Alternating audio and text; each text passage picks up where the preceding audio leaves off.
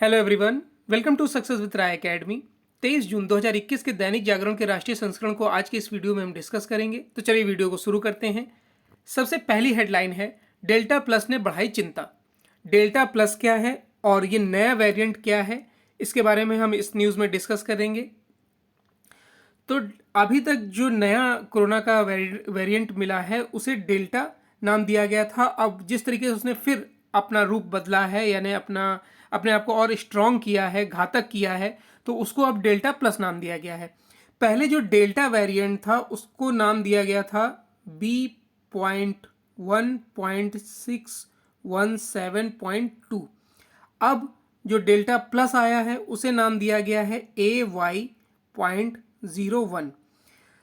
तो ये वेरिएंट जो है वो वैक्सीन और एंटीबॉडी को भी बेअसर कर देगा, ऐसा रिपोर्ट में बोला जा रहा है। और ये रिपोर्ट प्रस्तुत करी है नीति आयोग के सदस्य और कोविड की जो समिति है उसके अध्यक्ष VK पॉल ने।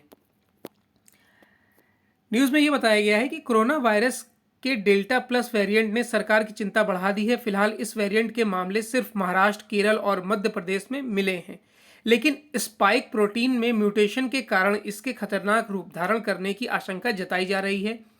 इस वेरिएंट की गंभीरता को देखते हुए केंद्रीय स्वास्थ्य मंत्रालय ने तीनों राज्यों को एडवाइजरी जारी कर जरूरी कदम उठाने का निर्देश दिया है।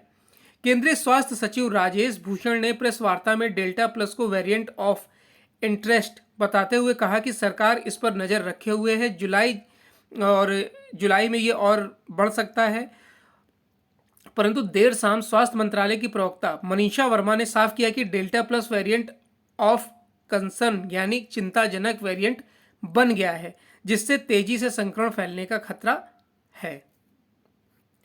नेक्स्ट न्यूज़ है कि जेट एयरवेज फिर उड़ान भरने को तैयार। पिछले 2 साल से यानी 2 वर्षों से बंद पड़ी और अपने समय में देश की शीर्ष विमानन कंपनियों में शामिल जेट एयरवेज एक बार फिर उड़ान भरने को तैयार है। नेशनल कंपनी लॉ ट्रिब्यूनल यानी कि NCLT ने दिवालिया प्रक्रिया से गुजर रही जेट एयरवेज के लिए जालान कॉलरॉक कंसोर्टियम की समाधान योजना को मंजूरी दे दी है। NCLT यानी कि नेशनल कंपनी लॉ ट्रिब्यूनल, ये क्या है? सुप्रीम कोर्ट द्वारा कंपनियों के संबंध में कानूनों के अंतर्गत संभालने के लिए स्थापित किया गया है। NCLT एक अर्ध न्यायिक प्राधिकरण के रूप में कार्य करता है जो संरचनाओं, कानूनों को संभालता है और कॉर्पोरेट मामलों से संबंधित विवादों का निपटारा करता है। NCLT का गठन भारत में संविधान के अनुच्छेद 245 के अंतर्गत किया गया है। जेट एयरवेज के बारे में जान लेते हैं, जिसकी स्थापना 1 अप्रैल 1992 को की गई थी। जेट एयरवेज भारत की सबसे, आप कह सकते हैं कि अच्छी कंपनी मानी जाती थी और ये निजी विमानन सेवा है जिसका हेडक्वार्टर यानी कि मुख्यालय मुंबई में है।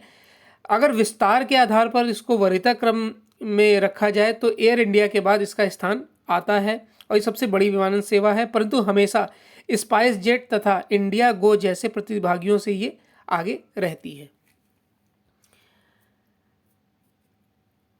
कंपनी पर 8,000 करोड़ रुपए से अधिक का कर्ज था, जिसे समय पर चुकाने में विफल रहने के बाद भारतीय स्टेट बैंक के नेतृत्व में कंपनी के कर्जदाताओं की सीमित समिति ने दिवालिया प्रक्रिया की अनुमति मांगी थी। NCLT की मुंबई पीठ ने मंगलवार को समाधान योजना को अनुमोदन देते हुए कहा कि यह 90 दिनों के भीतर अमल में आ जानी चाहिए। एक मौखिक आदेश में NCLT की पीठ ने यह भी कहा कि अगर कंसोर्टियम को योजना के क्रियान्वयन में और समय की जरूरत महसूस होती है तो वह ट्रिब्यूनल में फिर से याचिका दायर कर सकता है। जहां तक जेट एयरवेज के पिछले स्लॉट फिर से मिलने या नहीं मिलने का सवाल है, तो NCLT ने कहा है कि इस बारे में कोई दिशा निर्देश नहीं दे रहे हैं। इस मामले पर सरकार और अधिकार प्राप्त प्राधिकरण विचार करेंगे। ग्राहकों की मांग पर पर्यावरण अनुकूल एनर्जी देंगी बिजली वितरण कंपनियां। पर्यावरण हितैषी ग्राहकों को बहुत जल्द कोयले से उत्पादित बिजली की जगह ग्रीन एनर्जी चुनने की छूट मिलेगी। सरकार ऐसी नीतियां तैयार कर रही है जिसके मुताबिक राज्यों की बिजली वितरण कंपनियां ग्राहकों की मांग के मुताबिक उन्हें पर्यावरण अनुकूल तैयार बिजली मुहैया कराने की स्थिति में होंगी। पहले चरण में बिजली के कमर्शियल ग्राहकों को और बाद में घरेलू ग्राहकों को यह सुविधा दी जाएगी। इसके लिए एक ग्रीन टैरिफ पॉलिसी तैयार की जा रही है जो डिस्कॉम को यह अधिकार देगा कि वे मांग के अनुसार ग्राहकों को पूरी तरह ग्रीन एनर्जी की आपूर्ति कर सकेंगे। इसकी जानकारी बिजली व नवीन ऊर्जा मंत्री आर.के. सिंह ने दी है। वे इस वर्ष सितंबर में संयुक्त राष्ट्र के तत्वाधान में उच्च स्तरीय सम्मेलन को लेकर भारत की तैयारियों के बारे में जानकारी दे रहे थे।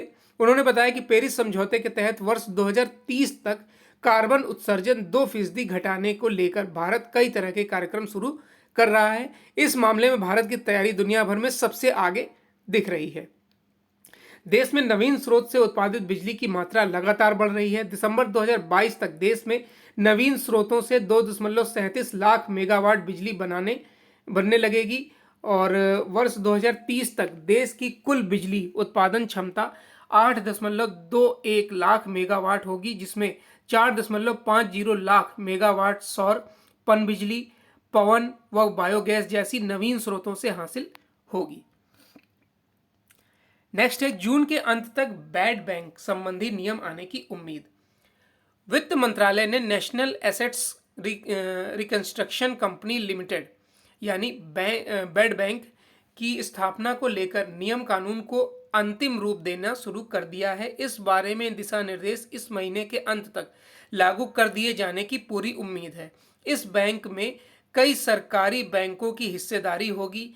यह बैंकिंग कंपनियों से उनके फंसे कर्ज के खाते को खरीदेगा और उसकी वसूली की व्यवस्था करेगा।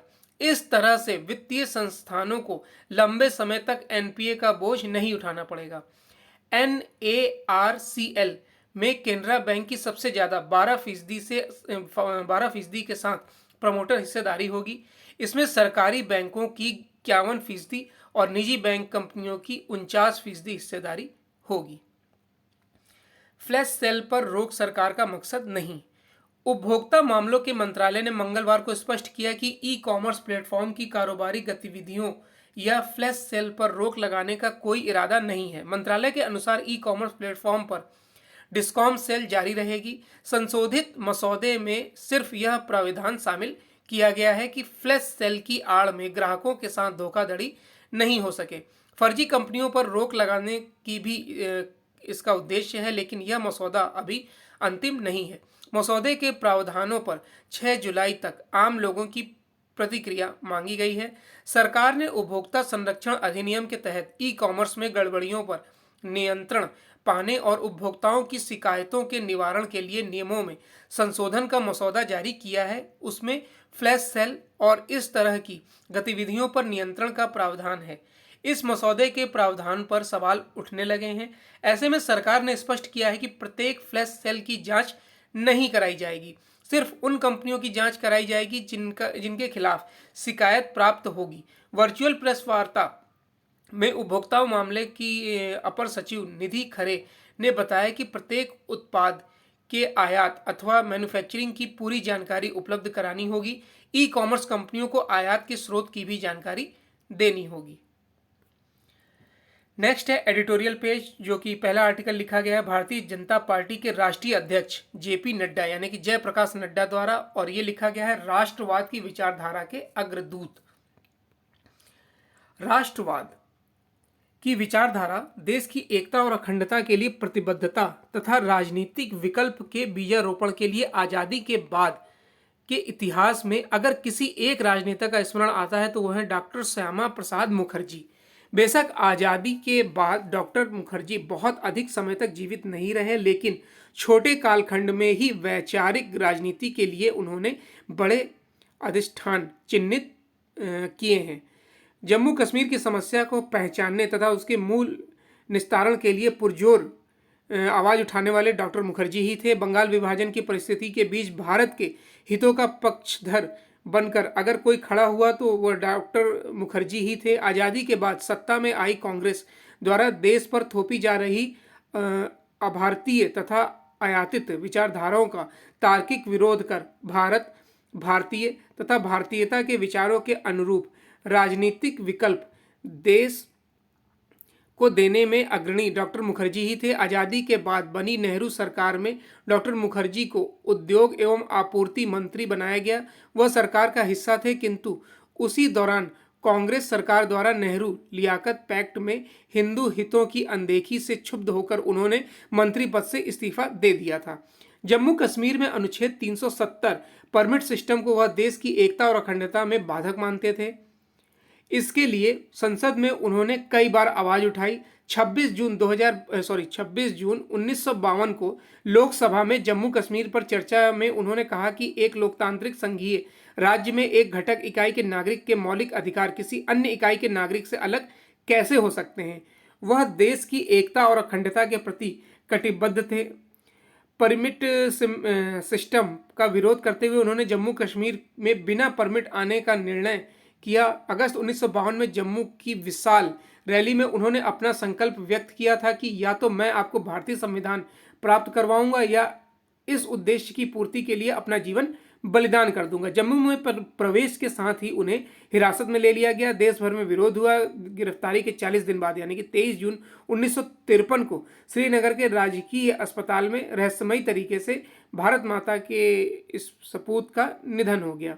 उनके बलिदान पर कई सवाल खड़े हुए, किंतु तत्कालीन नेहरू सरकार ने उन्हें अनसुना कर दिया था। डॉक्टर मुखर्जी की माता योग माया देवी ने नेहरू को पत्र लिखकर जांच की मांग की। इसे भी सरकार ने अनसुना कर दिया।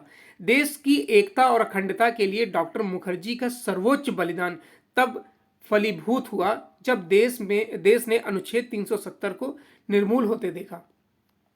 विचारधारा के प्रति निष्ठावान और अडिग एक ऐसे दल की स्थापना डॉक्टर मुखर्जी ने की जो अपने विचार या संकल्पों के प्रति दशकों तक एकनिष्ठ और अडिग रहा। वे देश के लिए बलिदान हो गए और भारत ने एक ऐसा व्यक्तित्व खो दिया जो देश की राजनीति को एक नई दिशा दे सकते थे। नेक्स्ट है फर्जी खबरें फैलाने का धंधा। देखिए, ये गाजियाबाद की एक लोकल न्यूज़ है, कह सकते हैं, जो कि मीडिया पे छाई हुई है। इसका एग्ज़ाम से कोई मतलब नहीं है, इसलिए इसको डिस्कस नहीं करेंगे। नेक्स्ट है मुगालते में महबूबा। प्रधानमंत्री की ओर से बुलाई गई जम्मू कश्मीर के राजनीतिक दलों की बैठक में गुपकार गठबंधन के नेताओं ने शामिल होने की बात करते हुए संकेत तो दिया कि वह दिल्ली आकर केंद्र सरकार के समक्ष अपनी बात कहने को आतुर है, लेकिन इसके आधार पर यह नहीं कहा जा सकता कि वे सकारात्मक रवैये का परिचय देंगे। ऐसा इसलिए नहीं कहा जा सकता क्योंकि इस गठबंधन के नेता यह इंगित कर रहे थे कि वे कश्मीर में अलगाववाद और आतंक की जमीन तैयार करने वाले अनुच्छेद 370 की वापसी की मांग कर सकते हैं। पता नहीं वे ऐसा करेंगे या नहीं, लेकिन उन्हें यह आभास हो जाए तो अच्छा है कि इस अनुच्छेद की वापसी का स्वप्न देखना दिवा स्वप्न देखने जैसा है। इस अनुच्छेद की वापसी की मांग का मतलब होगा कश्मीर को आतंकी उसी अंधेरी खाई में ढकेलने की कोशिश करना जिससे उसे बड़ी मुश्किल से निकाला गया है। बेहतर हो कि गुपकार गठबंधन के नेता जमीनी हकीकत से परिचित हों।